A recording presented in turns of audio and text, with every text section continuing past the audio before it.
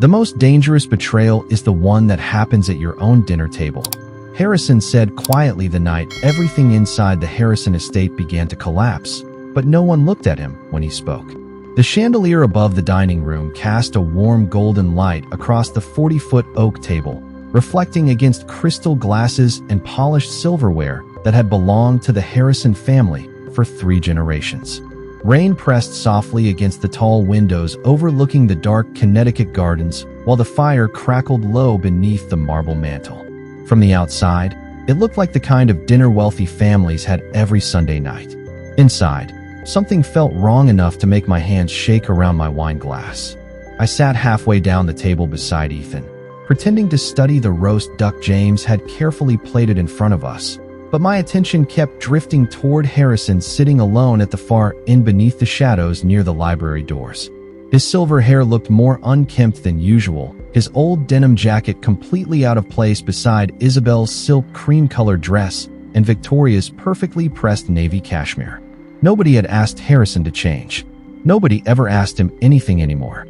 Isabel rose gracefully from her chair before James could refill the wine glasses. "I'll handle it tonight," she said softly, her voice smooth enough to sound kind if you didn't know her well.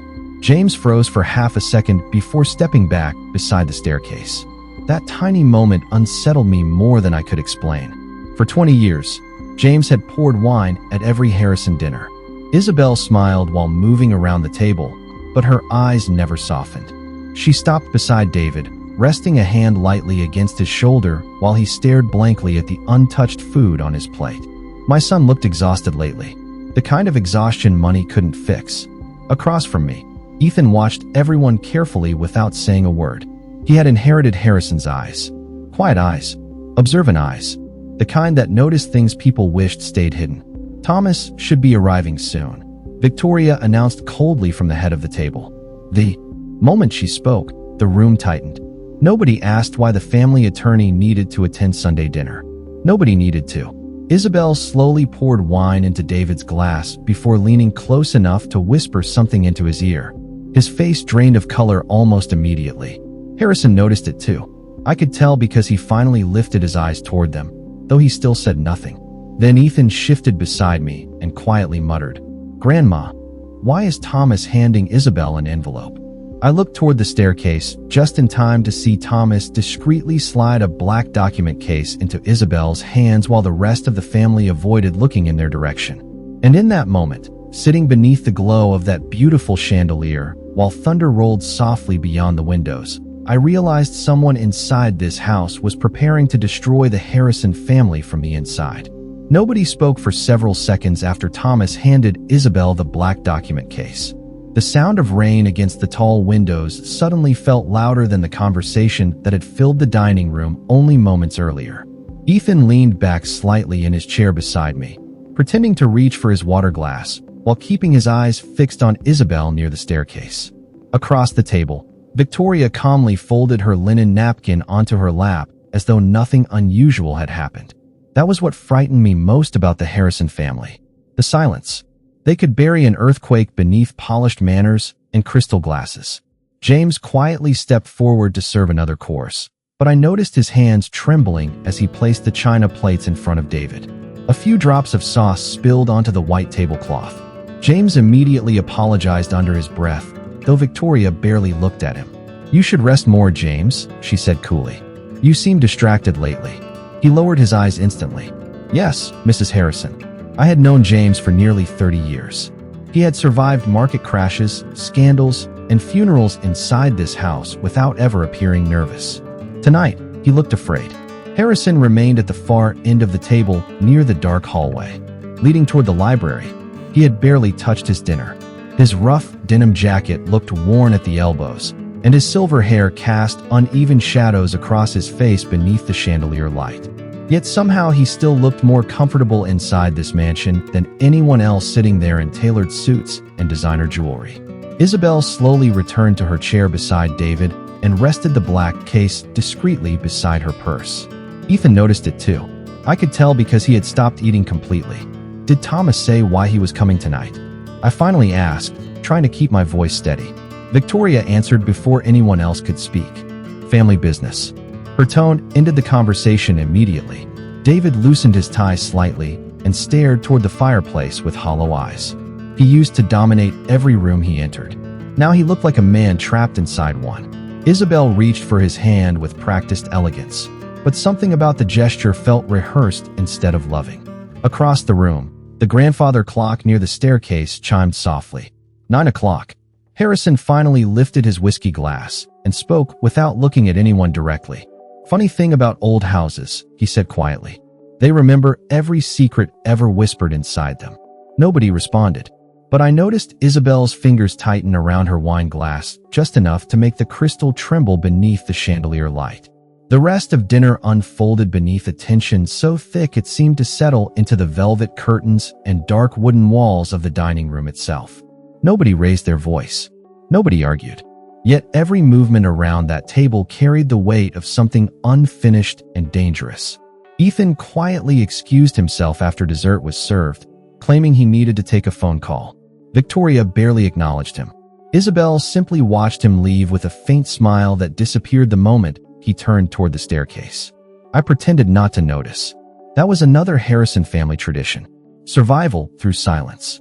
James moved through the room collecting plates while soft piano music drifted from hidden speakers in the ceiling. Somewhere upstairs, old pipes groaned inside the walls of the mansion as the storm outside intensified. I glanced toward the portraits lining the far hallway. Generations of Harrisons stared down at us from gold frames with the same cold expressions. Men in military uniforms. Women in pearls and gloves. People who built railroads, banks, and foundations with names carved onto university buildings across New England. This family had spent over a century protecting its image. But tonight, for the first time, I felt cracks forming beneath the surface. David suddenly pushed his untouched dessert aside and rubbed both hands across his face. "I am tired," he muttered quietly. Isabel immediately leaned toward him.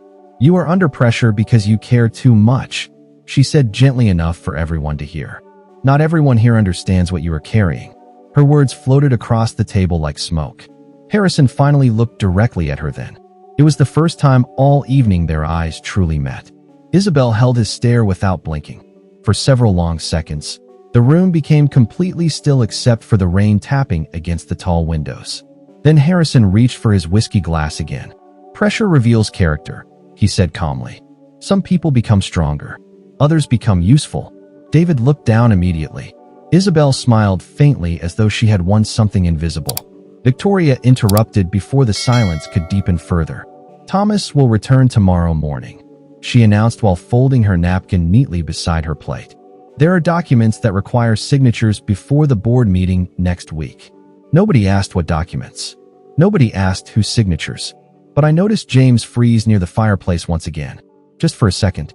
Later, as everyone slowly began leaving the dining room, I caught sight of Ethan standing alone near the staircase balcony above us. He was staring downward toward Isabel's black document case resting beside her chair. And when Isabel stepped away for a brief moment to speak privately with Victoria near the library doors, Ethan quietly descended the staircase and slipped the case open just enough to glance inside. The color drained from his face almost instantly. Ethan closed the black document case so quickly that the brass clasp snapped louder than he intended. Every head in the dining room turned toward the staircase balcony above us. For one terrible second, nobody moved. Then Ethan forced an awkward smile and lifted his phone slightly into the air. "Sorry," he called down casually. "Dropped my charger." Isabel studied him from below with the same calm expression she wore at charity dinners and foundation galas. But I noticed something colder behind her eyes now. Something watchful. Harrison remained seated at the far end of the table, turning his whiskey glass slowly between rough, weathered fingers as though he had expected this moment all along. Ethan disappeared upstairs a few seconds later without another word. The rest of us drifted slowly out of the dining room in careful silence.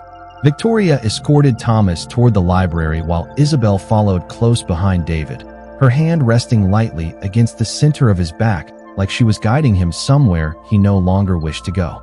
I stood alone beside the fireplace after everyone left, staring into the dying flames while James quietly cleared the final plates from the table. "Something is happening in this house," I whispered before I could stop myself. James froze beside me, holding a silver tray against his chest. His tired eyes darted briefly toward the closed library doors. "Mrs. Eleanor," he said softly, "sometimes old houses survive because people choose not to ask questions." His voice carried the weight of someone who had protected secrets for far too long. Upstairs, footsteps echoed faintly through the long hallways of the mansion. I slowly climbed the staircase beneath the enormous crystal chandelier, trailing my hand along the polished wooden railing worn smooth by generations of Harrisons. Family portraits lined the walls beside antique sconces glowing softly against dark wallpaper. Every inch of this house carried memory. Birthdays, weddings, funeral receptions, business deals whispered behind closed doors. Yet lately the mansion no longer felt like a family home. It felt like a stage where everyone had memorized different versions of the same lie. When I reached the second floor, Ethan suddenly appeared from the shadows near the east hallway. His face looked pale beneath the dim lights. "Grandma," he whispered urgently, "you need to see this." He led me into the old study beside the guest bedrooms and quietly closed the door behind us. Rain rattled softly against the windows overlooking the back gardens while the grandfather clock downstairs chimed 10 times through the walls. Ethan carefully unfolded a single paper he had slipped from Isabel's document case. At first, I did not understand what I was looking at. Then my stomach tightened. Harrison Holdings. Ownership restructuring agreement. David Harrison relinquishes controlling interest effective immediately. Beneath the legal language sat a signature line already prepared for David. And beside it, another name typed in sharp black letters. Isabel Lauren Harrison. I read the document twice before the meaning fully settled into my chest like cold stone.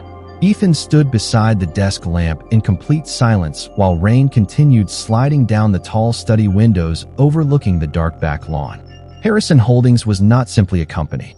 It was the spine holding together everything the Harrison family had built over nearly a century. Real estate, investments, foundations, properties stretching from Connecticut to Martha's Vineyard. David had spent his entire adult life preparing to inherit control of it. Yet the document in my trembling hands reduced him to something temporary, replaceable. "This cannot be real," I whispered. Ethan rubbed one hand across his jaw nervously before lowering his voice even further. There were more papers inside the case. I only had time to grab this one. He hesitated briefly. "Grandma, Isabel already signed her section." I stared down at the elegant signature near the bottom of the page. Isabel Lauren Harrison. The ink looked fresh, deliberate, planned. Somewhere downstairs, the heavy library doors opened faintly before closing again. Muffled voices drifted through the hallway beneath us. Ethan immediately stepped toward the study door and locked it quietly. "I do not trust anyone downstairs," he admitted. Hearing those words from him unsettled me more than the document itself. Ethan had grown up inside this mansion surrounded by privilege, tradition, and carefully protected appearances. He was never dramatic, never suspicious. Yet tonight his instincts looked sharper than anyone else's in the house. I folded the paper carefully and handed it back to him. "Did your grandfather know?" Ethan glanced toward the dark hallway outside the study. "Harrison notices everything." He paused. "But I think he has been waiting for something." That answer lingered in my mind as we left the study a few minutes later. The mansion had grown quieter now. Most of the lights downstairs were dimmed except for the glow coming from beneath the library doors at the far end of the hallway. Ethan slipped the document inside his jacket before heading toward his bedroom without another word. I descended the staircase alone, listening to the old wood creak softly beneath my feet. Halfway down, I stopped. Voices. Isabel and Victoria. Their words drifted faintly through the partially open library doors. "David will sign tomorrow," Isabel said calmly. "He barely questions anything anymore." Victoria answered after a long pause. "Make sure Harrison stays out of it." Isabel gave a quiet laugh that chilled me instantly. Nobody listens to Harrison. I slowly tightened my hand around the staircase railing. Because deep down, I suddenly realized something terrifying. The only person in that entire house who might truly understand what was happening was the man everyone had already decided no longer mattered. Sleep never came that night. The Harrison mansion seemed to breathe differently after midnight, its endless hallways settling into deep silence broken only by distant thunder and the occasional creak of old wood shifting beneath decades of secrets. I sat alone in the small sitting room outside my bedroom, wrapped in a pale cardigan, staring down at the dark gardens below while rainwater slid across the glass like slow tears. Around 1:30 in the morning, I heard footsteps somewhere downstairs. Slow, unhurried. I opened my bedroom door carefully and stepped into the hallway.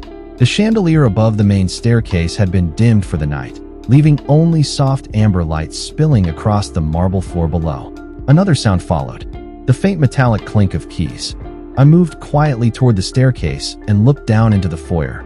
Harrison stood near the front hall wearing the same worn denim jacket from dinner, his silver hair messy beneath the low lights as he spoke quietly with James near the coat closet. Neither man noticed me watching from above. James handed Harrison a small ring of antique brass keys before glancing nervously toward the second floor. "She has Thomas moving everything tomorrow morning," James whispered. Harrison slipped the keys into his jacket pocket calmly.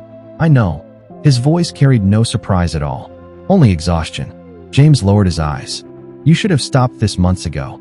Harrison stared toward the dark dining room for several long seconds before answering.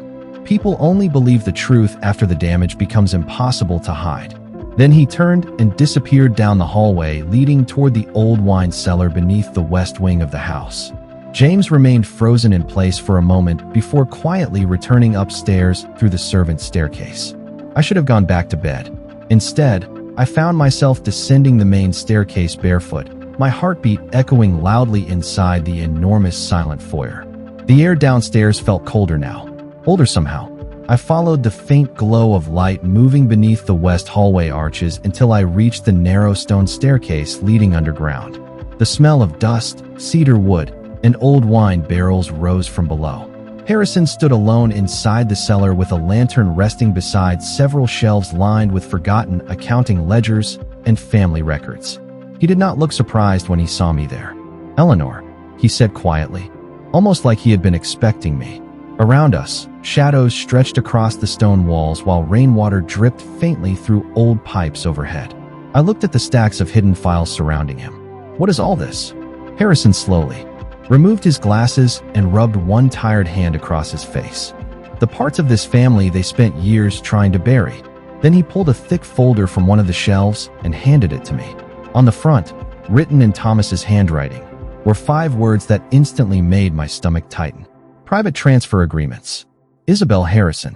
My hands trembled slightly as I opened the thick folder beneath the dim lantern light of the wine cellar. Dust floated through the cold underground air, while Harrison leaned silently against one of the stone support columns beside rows of aging wine bottles that had not been touched in years. The first few pages looked harmless enough. Property transfers, board authorizations, financial summaries. Then I reached the signatures. The same names appeared over and over again. Thomas Whitmore, Isabel Harrison, Victoria Harrison. Dates stretching back nearly 6 years. Long before Isabel married David. I slowly looked up at Harrison. She was involved with the family business before she ever met him. Harrison gave a faint nod without surprise. Not officially. His tired eyes settled somewhere beyond me, like a man replaying old mistakes he could no longer undo. But Isabel never entered this family by accident. The realization settled heavily inside my chest. Upstairs, the Harrison mansion still stood glowing softly against the storm outside like a monument to wealth and tradition. But down here beneath the house, surrounded by hidden records and forgotten ledgers, the truth looked far uglier than I had imagined. "Victoria knew," I whispered. Harrison let out a quiet breath through his nose. "Victoria only protects power. She always has." Somewhere in the distance, thunder rolled faintly above us. I continued flipping through the folder until another document caught my attention. Confidential succession planning. My eyes scanned the page quickly before stopping on a sentence that made my stomach tighten all over again. "In the event of David Harrison's removal or incapacity, interim authority shall transfer directly to Isabel Harrison pending final board approval." Removal? I looked at Harrison in confusion. "What does that mean?" He walked toward me slowly, the old concrete floor echoing beneath his boots. "David was never supposed to lead Harrison Holdings alone," he said quietly. "He was chosen because he was easy to shape." I stared at him in disbelief. Your own grandson? Harrison's expression darkened with something that looked dangerously close to regret. This family stopped raising heirs a long time ago, Eleanor. We started manufacturing them. The words hung between us in the cold cellar air. Suddenly, everything about David over the last few years began making terrible sense. His exhaustion, his anxiety, the way he constantly looked toward Isabel before speaking at dinner. He had not been leading his own life. He had been slowly disappearing inside someone else's plans. Then another sound echoed faintly from upstairs. Footsteps moving quickly across the west hallway directly above the cellar ceiling. Harrison immediately reached for the lantern and lowered the flame. Shadows swallowed half the room instantly. We both listened in silence. A door creaked open somewhere overhead. Then a woman's voice drifted faintly through the floorboards. Isabel. Calm. Controlled. Find Ethan, she said quietly. I think he saw something tonight. Harrison extinguished the lantern completely, and darkness swallowed the wine cellar except for the faint gray light filtering through the narrow ground-level windows near the ceiling.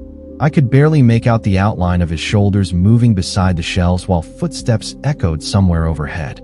Slow at first, then closer. Isabel's voice drifted faintly through the floorboards again, calm enough to sound harmless to anyone who did not know her well. Check the west wing first, she instructed quietly. Ethan never sleeps when he is nervous. My heartbeat pounded hard enough to make my chest ache. Harrison reached for the folder in my hands and carefully slid it back behind several dusty accounting ledgers. She moves faster when she feels threatened, he whispered. That is how you know people are finally seeing the truth. Upstairs, another door opened sharply. Then silence. The kind that makes old houses feel alive. Harrison motioned for me to follow him deeper into the cellar between rows of wooden racks and aging barrels stamped with faded Harrison Estate labels. I had lived in that mansion for nearly 40 years, yet I never realized how large the underground storage rooms truly were. Narrow corridors stretched beneath the west side of the house, like hidden veins beneath skin. At the far end stood an old steel door partially concealed behind shelves of unopened wine crates. Harrison unlocked it using one of James's brass keys. Inside was a smaller room lined with filing cabinets, antique photographs, and several computer monitors glowing softly in the dark. What is this place? I whispered. Harrison closed the door behind us before answering. The only room in this house not controlled by Victoria. My eyes slowly adjusted to the dim light. Family records covered nearly every surface. Newspaper clippings, financial reports, handwritten notes from board meetings dating back decades. Then I noticed newer photographs spread across the desk beneath one of the monitors. Isabel entering restaurants with Thomas years before she met David publicly. Isabel attending charity functions connected to Harrison Holdings under a different last name. Isabel standing beside a man I recognized immediately from financial news channels. Arthur Bennett, a corporate acquisition specialist infamous for dismantling family-owned companies after hostile takeovers. Dear God, I whispered. Harrison remained expressionless beside me. The marriage was never the goal. Control was. My stomach tightened as another realization surfaced. David does not know any of this. Harrison looked toward the monitors, showing security camera footage from different parts of the mansion. David stopped asking questions because he was taught obedience was loyalty. Then one of the screens shifted suddenly. Ethan appeared in the upstairs hallway outside his bedroom, while Isabel approached him calmly from the opposite direction. Even through silent footage, the tension between them was obvious. Ethan tried to move past her. Isabel blocked the hallway gently without touching him. She smiled. The kind of smile people mistake for kindness until it is too late.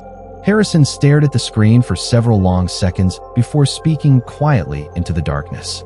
Tonight, he said, the house finally chooses a side. Morning arrived beneath low gray clouds hanging over the Harrison estate like the final hours before a storm breaks. By 8 o'clock, the mansion was already awake. Cars lined the circular driveway outside while board members, attorneys, and financial advisors moved through the marble foyer in dark tailored coats, carrying leather portfolios and steaming coffee cups. Everything looked polished, professional, controlled. Yet beneath the surface, the entire house felt unsteady, like a floor beginning to crack beneath too much weight. I stood near the second-floor balcony overlooking the dining room below while staff prepared for the emergency board meeting. Victoria, had arranged overnight. Ethan remained beside me in silence, his jaw tight with tension. Across the foyer, Isabel descended the grand staircase wearing a cream-colored suit with her blonde hair pinned neatly behind one ear. She looked calm enough to belong on the cover of a business magazine. Nobody watching her that morning would have guessed how many lives she had quietly rearranged behind closed doors. David appeared a few moments later, exhausted and pale beneath the soft chandelier light. He loosened his tie while Isabel guided him toward the dining room with one hand resting lightly against his arm. The same gesture she always used whenever she wanted him compliant. Harrison entered last. Alone. Still wearing denim. Still looking like the one person nobody expected to matter. Conversations lowered the moment he walked into the room. Thomas stood near the fireplace, sorting documents carefully onto the long oak table, while Victoria remained seated at the far end beneath the family portraits, her expression colder than the rain outside. "Let us begin," she announced calmly. Chairs shifted softly across polished wood as everyone took their places. Ethan stayed standing beside me upstairs, refusing to go down. I understood why. This no longer felt like a business meeting. It felt like watching a family quietly dismantle itself in real time. Thomas slid several signature pages toward David. "These restructuring agreements protect Harrison Holdings from future instability," he explained smoothly. David stared down at the papers with tired eyes. "You already told me that." Isabel leaned closer beside him. "Just sign them, David. We have discussed this for months." Her voice remained gentle, controlled, practiced. David reached for the pen slowly. Then Harrison finally spoke from the far end of the table. "Before he signs," he said calmly, "perhaps everyone deserves to know who actually wrote those agreements." Silence spread instantly through the dining room. Thomas stopped moving. Isabel's eyes lifted toward Harrison for the first time without confidence behind them. Harrison reached inside his worn jacket and placed the thick folder from the wine cellar directly onto the center of the oak table. Private transfer agreements, photographs, financial records, years of hidden arrangements exposed beneath the chandelier light. Nobody spoke. Even the rain outside seemed quieter now. David stared at the documents in disbelief, while Victoria slowly closed her eyes like someone finally watching a secret collapse under its own weight. Harrison leaned back slightly in his chair and looked around the room with exhausted sadness rather than triumph. "Families do not fall apart because strangers attack them," he said quietly. "They fall apart because somebody inside the house unlocks the door."